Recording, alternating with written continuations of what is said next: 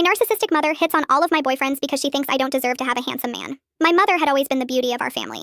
At 38, she commanded attention everywhere. Perfect smile, confident stride. I used to feel proud having such a stunning mother. Everything changed when I turned 15. The awkward phase was behind me. Braces gone, curves replacing sharp angles. Boys at school started looking at me differently. That's when my mother's behavior shifted completely. It began with cutting remarks. You still have such a childish face. You don't carry yourself like a woman yet. Any outfit that showed my figure would mysteriously develop problems. Jeans made my hips look too wide. Dresses made me look like I was asking for trouble. Meanwhile, she started wearing outfits that belonged on someone decades younger. Plunging necklines, tight skirts, sky-high heels. When we'd walk into restaurants, I could feel people's confusion. The cruelest part was the intercepted phone calls. Boys called our house phone, but I'd come home asking if anyone called, and she'd shake her head with fake sympathy. No calls today, sweetheart. I discovered the truth senior year when a friend's brother said, that guy from chemistry has been trying to reach you for weeks, but your mom keeps telling him you're sick or not interested. He wanted to ask you to prom. When I confronted her, I was protecting you. Those boys only want one thing. Derek, my first serious boyfriend, was seduced during family dinner when she emerged in a black dress with a dangerous neckline, dominating every conversation. Within weeks, I found them kissing behind our house. Marcus was different, a 30-year-old financial advisor. Mature, successful,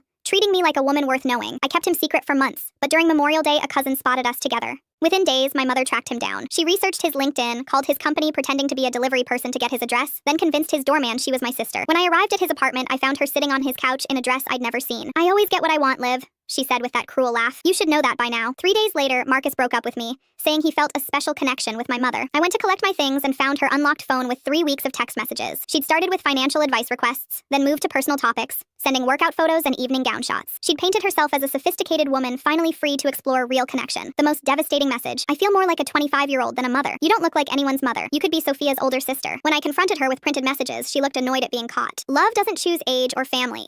If Derek and Marcus prefer my company, that says more about you than me. Something harder was born inside me that night. I stopped protecting my relationships and started fighting back. Every time she tried to seduce someone inappropriate, I was there with innocent comments about her age and role. When she flirted with college boys, I'd mention her chronic back problems or suggest she looked tired. When she wore inappropriate outfits, I'd loudly ask if she needed a sweater since she looked cold. At my cousin's graduation party, when she competed with 18-year-olds in a tight white dress, I said loudly, Mom, Mrs. Peterson was asking about your chronic pain issues. The boys lost interest immediately. The final confrontation came after Marcus. I found her trying on another inappropriate outfit, humming with satisfaction. When she saw me, I was hoping we could talk about Marcus. Let's talk about how you've spent my entire life sabotaging every relationship because you can't stand me being happy. For the first time, I saw fear in her eyes. Then her mask slipped. Fine. Yes, I took Marcus and Derek and I intercepted those phone calls. I'd do it all again. I refuse to disappear just because my daughter thinks it's her turn to be the star. You're my mother. You're supposed to want me to be happy. You're supposed to know your place. That night, I packed my bags and left forever. I worked multiple jobs through college, went to therapy, and became a clinical psychologist specializing in family trauma. 10 years later, I'm married with a 3-year-old daughter.